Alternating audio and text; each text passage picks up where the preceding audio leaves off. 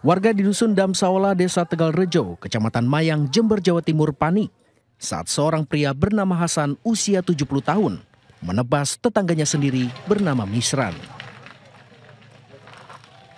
Pelaku dengan pakaian yang masih berlumuran darah terlihat berjalan pulang ke rumahnya yang hanya berjarak 10 meter dari rumah korban.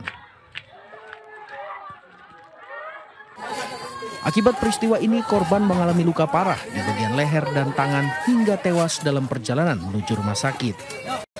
Menurut istri korban, peristiwa ini bermula saat suaminya sedang berbincang dengan tetangga lainnya. Saat korban akan pulang ke rumah, tanpa sengaja korban batuk di samping rumah pelaku. Entah apa yang membuat pelaku naik pitam.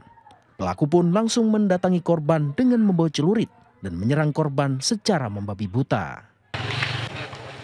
Aparat Polsek Mayang yang mengetahui kejadian ini langsung mengamankan pelaku dan barang bukti. Belum diketahui pasti apa motif di balik peristiwa tersebut.